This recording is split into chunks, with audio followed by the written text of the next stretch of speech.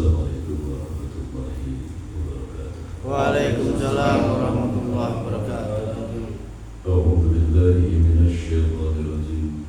Bismillahirrahmanirrahim.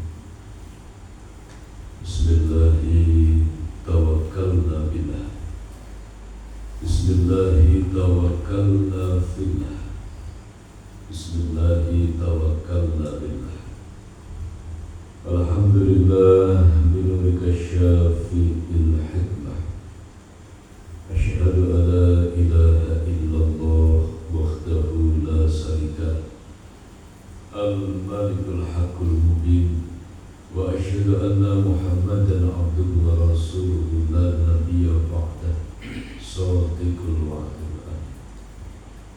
Allahumma salli wa sallim ala sayyidina Muhammadin wa ala alihi Muhammadin la hawla wa la quwwata illa billahil aliyyil azim. Faqala Allah ta'ala fi kitabihil karim wa huwa asdaqul qa'ilin. Bismillahirrahmanirrahim. Inna Allaha wa malaikatahu yusalluna 'alan nabi. Ya ayyuhalladzina amanu sallu 'alaihi wa sallimu taslima. Al-ayat. Yahdikumullah kalamullah la ilaha illallah Muhammadur Rasulullah. Ya sayyidil barakah, ya imamil karamah. Amma ba'd. Saudara-saudara seiman, seakidah, senasib, seperjuangan fikih Islam yang dimuliakan Allah Subhanahu wa taala. Rahimahullah. Syukur dan syukur kembali di malam ini kita haturkan kehadiran Allah sesembahan kita Allah Subhanahu wa taala atas segala limpahan kasih sayang, curahan nikmat lahir dan batin yang setiap saat dan detik mengalir dalam kehidupan kita. Setiap saat dan detik tercurahkan di setiap gerak langkah kita. Sudah selayaknya dan sepantasnya kita bersyukur tasyakur. Dan mari kita ikrarkan rasa terima kasih kita di kaulina. Alhamdulillah. Salawat beserta salam mari kita sanjungkan kehadiran baginda Rasul Muhammad sallallahu alaihi wasallam, sang proklamator dinul Islam, pembawa bendera kebenaran. Rasulullah Muhammad sallallahu alaihi wasallam hadir sebagai wujud kasih sayang Allah kepada kita semua. Rasulullah hadir membawa visi dan misi yang besar, dan itu harus disadari bagi setiap pribadi yang mengaku muslim, setiap pribadi yang mengaku sebagai umatnya baginda Rasul Muhammad sallallahu alaihi wasallam harus menemukan kesadaran yang sadar bahwa Rasul itu karena kasih sayang Allah. Sadar bahwa Rasulullah hadir itu mempunyai visi misi, mempunyai tujuan yang besar. Saudara Allah, mengapa ini harus kita sadari agar kita faham, agar kita betul-betul tidak salah di dalam langkah bahwa sebagai umat Rasulullah menerima baginda Rasul sebagai panutan mempunyai tanggung jawab besar, yaitu mewujudkan cita-cita Rasulullah atas diri kita menjadi pribadi manusia yang berakhlakul karimah. Visi misi Rasulullah membawa manusia bisa kembali kepada Allah dengan bekal akhlakul karimah. Innama bu'istu liutammima makarimal akhlak. Tidaklah aku diutus Nabi Rasul kecuali untuk menyempurnakan menata akhlak manusia. Di sini jelas bahwa tujuannya adalah bagaimana kita berakhlakul karimah. Dan akhlakul karimah ini pancaran dari hati yang bersih, qalbun salim. Qalbun salim terbentuk dari tatmainul qulub atau ketenangan hati, hadir dengan zikrullah, mengingat Allah Subhanahu wa ta'ala. Maka belajar mengingat Allah setiap saat dan detik, kita mengingat Allah, belajar untuk melibatkan Allah, bagian daripada mengingat Allah. Di setiap pergerakan lahir dan batin, kita hadirkan i'tikad yang benar. Setiap langkah angannya jangan sampai meleset, semata-mata menuju Allah Subhanahu wa ta'ala. Maka tugas manusia adalah menjaga kesadaran yang hakiki, kesadaran dalam jiwanya, ruh dan rasanya tentang keagungan Allah dan tentang betapa lemahnya kita manusia. Menjaga antal hayyu wa anal mayyit, menjaga antal qudus wa anal fani, menjaga antal ghani wa anal faqir, menjaga antal alim wa anal jahl. Engkau Tuhanku ya Allah, antal khaliq wa anal makhluk. Engkau adalah Tuhanku dan aku adalah hamba. Antar rabbi wa ana abdu. Engkau adalah zat yang maha suci, sedangkan aku hina, nista, banyak dosa ya Allah. Engkau zat yang maha alim, maha cerdas, aku ini hamba-Mu yang bodoh, butuh bimbingan. Engkau zat yang maha kaya, mengayahkan, sedangkan aku miskin, fakir, tak berpunya, aku butuh santunan-Mu ya Allah. Engkau zat yang maha berdaya dan perkasa, aku ini lemah tiada daya, aku butuh perlindungan-Mu ya Allah. Inilah terangkum dalam ungkapan suci batiniah kita kepada Rabb Dzul Jalali wal Ikram. Ini kesadaran, kesaksian zikrullah yang tidak boleh lepas dari diri kita. Maka tatkala kesadaran yang hak ini lepas, manusia menjadi salah langkah, salah tingkah, salah pola dan salah kaprah. Allah zat yang maha suci, manusia terjangkit sifat-sifat buruk, terjangkit penyakit hati, merasa suci. Na'udzubillah. Ini harus ditutup rapat dengan sufan wahid, barisan yang merapat, barisan yang satu, tidak boleh lengkap. Satu detik kita dibantu berzikir, satu detik itu pula iblis akan mengacak-acak bangunan batin kita. Satu detik kita tidak ingat kepada Allah Subhanahu wa ta'ala, detik itu pula kegelapan akan hadir dalam jiwa, ruh dan rasa kita. Sulit membedakan, bahkan mustahil mampu membedakan mana yang benar dan mana yang salah. Ini risiko. Bukan jam hari, detik, sedetik tidak ingat Allah, maka kecurangan akan hadir. Sedetik roh rasa tidak menyaksikan tentang ketuhanannya Allah, keagungan Allah, maka amarah akan mengambil alih kendali di dalam hati kita. Dan bahkan orang-orang yang menyibukkan diri di dalam ibadah dan amal soleh, orang-orang yang mencapai atau berhasil mencapai derajat spiritual, pencapaian dalam spiritual.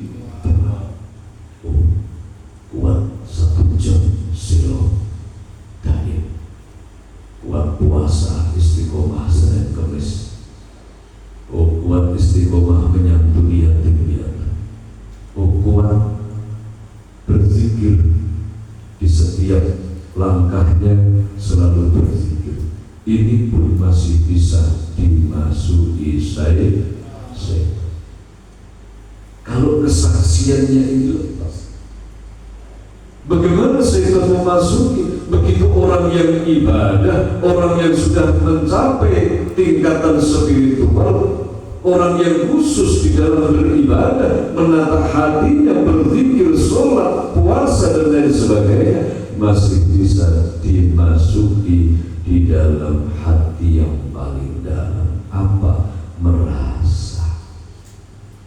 Ini penyakit yang paling halus. Merasa dirinya sudah bisa zikir, merasa sudah menjadi orang yang baik, merasa menjadi orang soleh, merasa dia itu istiqomah dalam sholat. Merasa inilah berarti kesaksiannya padam, sebab yang menggerakkan kita manusia bisa istiqomah, bisa ibadah, bisa berzikir, itu adalah Allah Subhanahu wa Ta'ala. Meleset lagi. Maka memang betul iblis itu, setan itu tidak pernah jera menggoda manusia. Terus dicari kelemahan, terus dihantam dari depan, menderes dari belakang nggak bisa dihantam kanan kiri, dari kanan kiri nggak bisa dihantam dari atas bawah nggak bisa, maka dihancurkan dari dalam. Dan serangan itu akan melewati titik kelemahan manusia itu sendiri. Maka kenapa kita perlu belajar untuk mampu menyaksikan, belajar mempelajari di mana letak kekurangan kita, di mana letak kesalahan kita, kelemahan. Ibarat pendekar itu harus tahu kelemahannya sendiri. Pendekar sing sekti mondro gunung, tinantah mendat sinolo menter, orang tedas papak palu yang bambi sikana yang kulit itu, tinatah mendat sinolo menter, jatuh sekti disambung alang-alang lidah. Ternyata kelemahannya alang itu aja. Digoda dengan harta, menderes tetap berjuang. Digoda dengan tahta, tidak tertarik. Digoda dengan wanita, menderes. Begitu digoda dengan sanjungan, tumbang. Naudzubillah. Kenapa bisa seperti itu? Oh, ternyata di dadanya nafsu yang paling kuat itu amarah. Amarah itu digoda syahwat, menderes. Orang-orang yang dikuasai amarah, menderes. Digoda dengan harta, menderes. Digoda dengan tahta, menderes. Begitu digoda dengan sanjungan, jatuh. Beda lagi kalau yang bercokol itu sufia, nafsu jin. Digoda dengan sanjungan, tidak mempan. Tetapi begitu ditawari kemewahan harta, tumbang. Imannya digadaikan, sikut kanan kiri tak peduli, tipu sana tipu sini demi harta. Akhirnya yang bercokol adalah nafsu sufia, nafsu jin. Jadilah manusia bodoh jin. Naudzubillah. Ada lagi manusia yang modelnya, yang bercokol di dada ini, yang menguasai sufia, nafsu hewan. Nafsu hewan itu disanjung, nggak mempan, nggak jatuh, nggak peduli dia disanjung. Pedusnya disanjung. Wah, wedus paling apa ke kandung jadinya nyanjung wedus di nongitan, dia nggak dikasih pangkat sufia lama nggak mempan. Wedus itu tak angkat jadi bikin nggak mempan. Tetapi begitu dihadirkan sahabat seksual, makanan, minuman, itu dia akan jatuh tumbang. Karakter hayawan.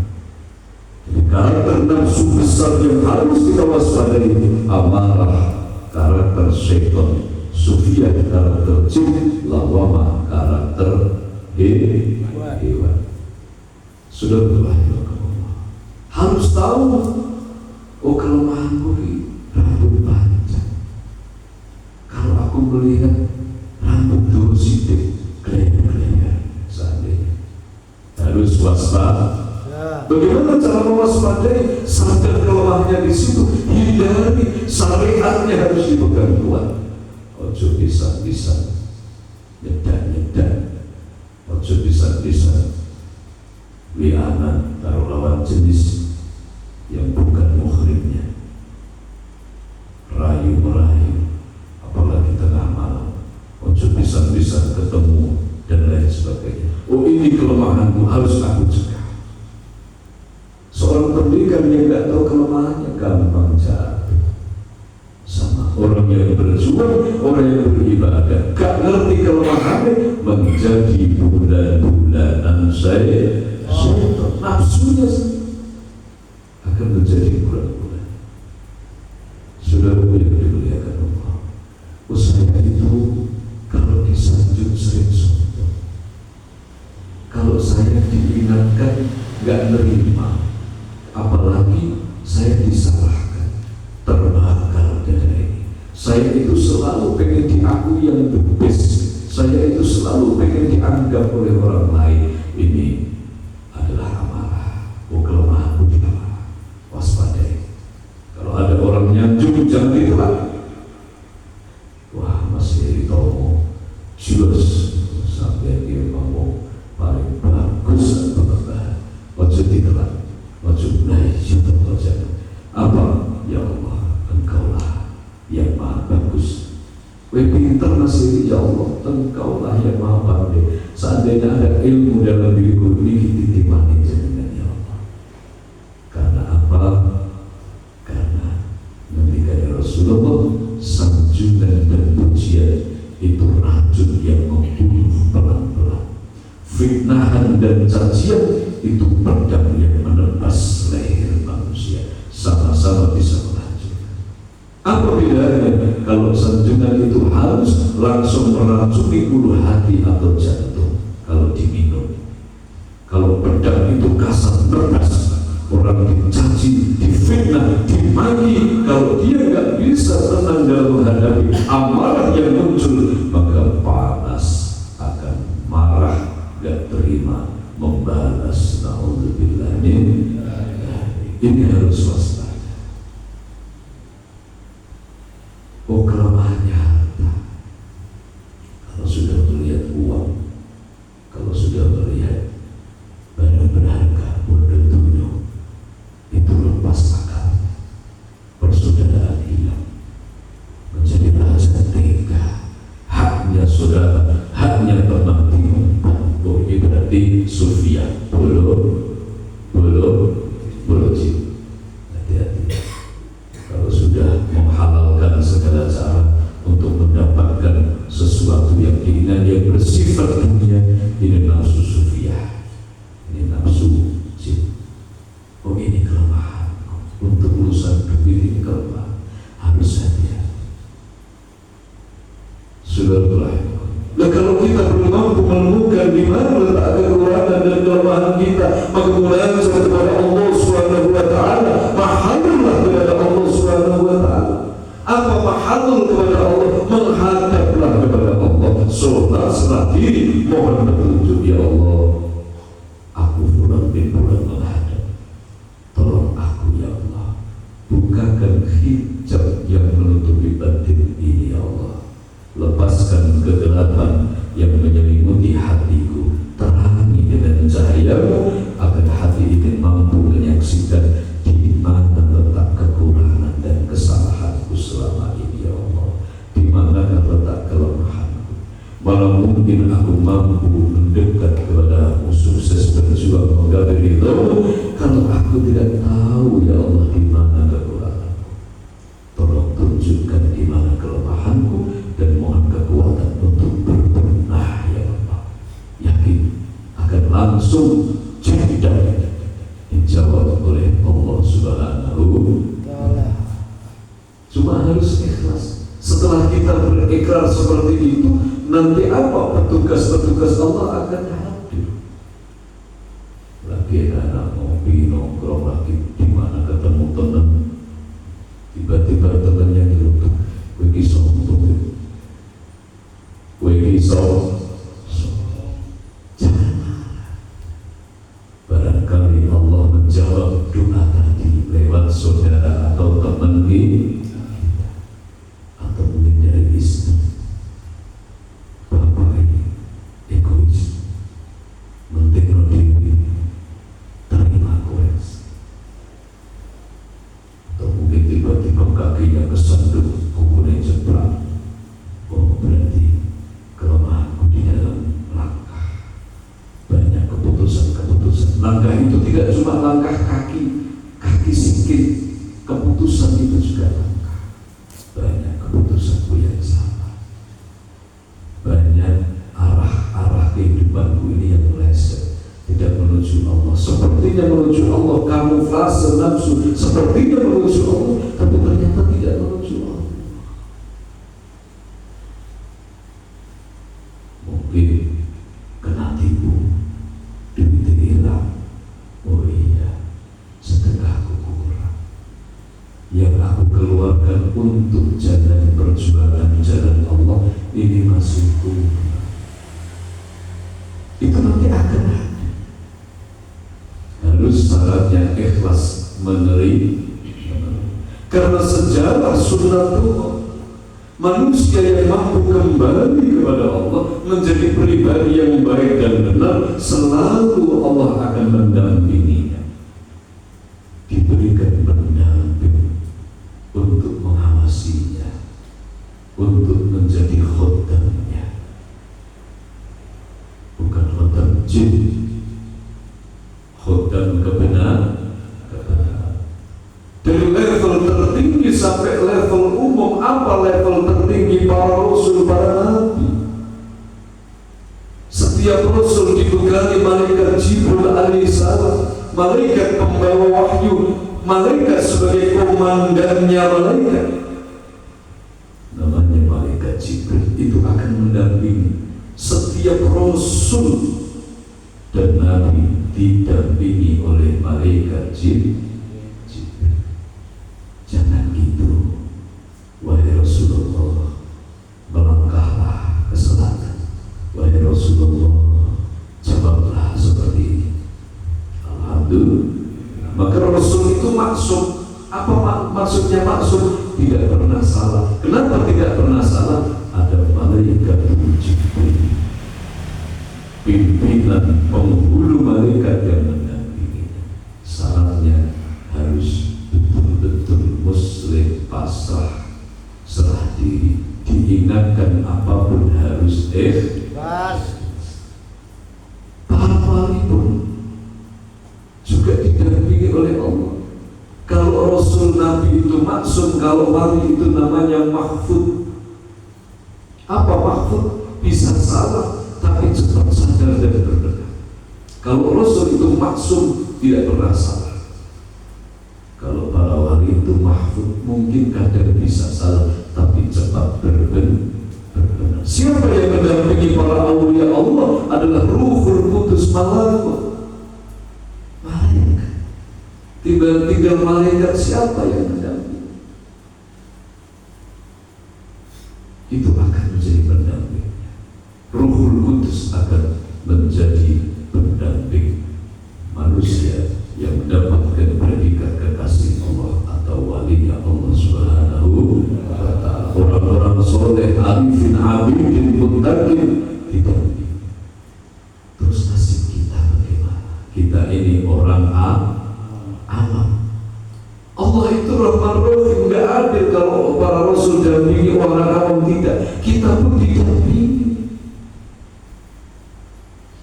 Tetapi karena kita itu orang awam, kita ini adalah levelnya level awam, kita manusia biasa, maka Jibril kita bukan malaikat Jibril alaihissalam sebagai komando pembawa wahyu. Jibril kita bisa wujud kepada istri, Jibril kita bisa menjadi sahabat, Jibril kita bisa wujud orang gila, Jibril kita bisa wujud apa maknanya? Bukan bukan malaikat Jibril jadi orang gila, bukan, tetapi bisa jadi Allah membimbing, mengingatkan kita lewat ucapan orang gila. Bisa dari depan rumah, bisa dari tetangga belakang rumah, bisa dari istri, bahkan bisa dari anak kita yang masih balita. Itu bisa digerakkan Allah untuk mengingatkan kita. Sarannya legowo, blokosu, ikhlas. Jangan marah. Kalau marah gak jadi mendapatkan hikmah. Sama Rasul kok dilino Jibril udah kasih jadi Rasul. Wali dilini Gusti Allah lewat Ruh Kudus, gak malu udah Jibril. Awak dhewe dididik pengiran dengan cara itu, kok gak ikhlas juga sih untuk hikmah. Begitu disalahkan orang lain, balesnya itu apa? Amarah itu, betul sufian itu amarah. Gak rela dirinya itu dianggap jelek, padahal jelek.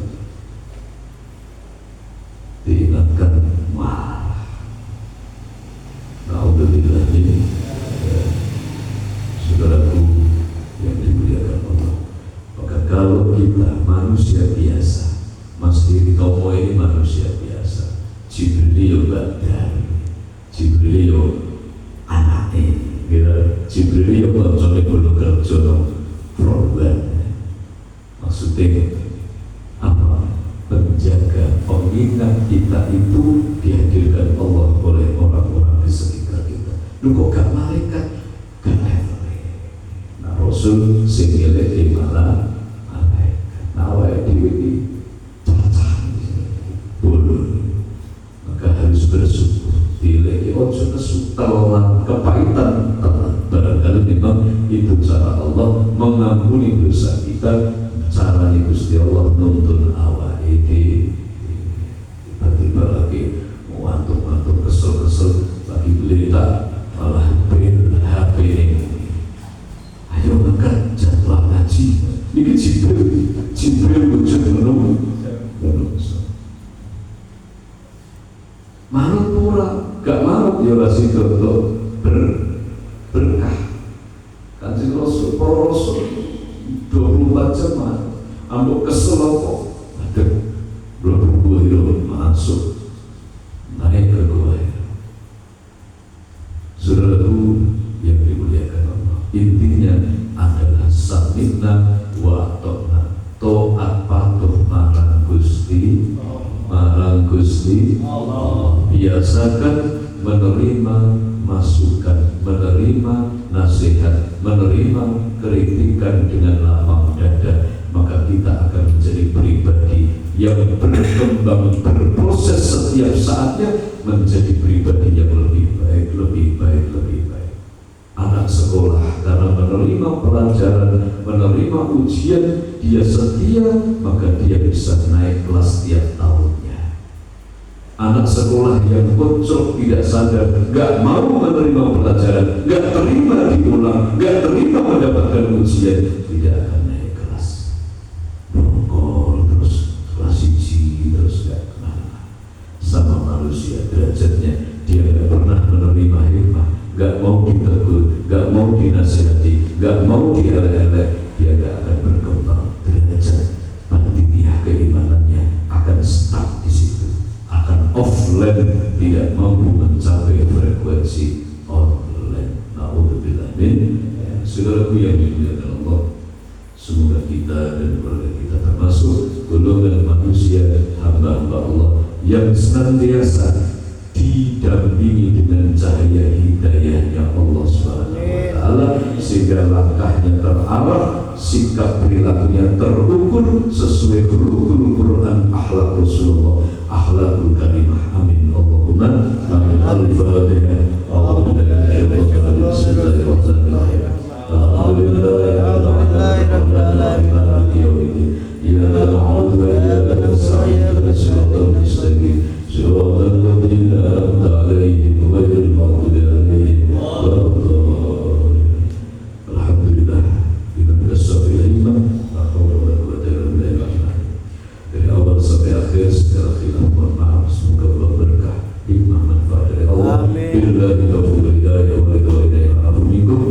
Wassalamualaikum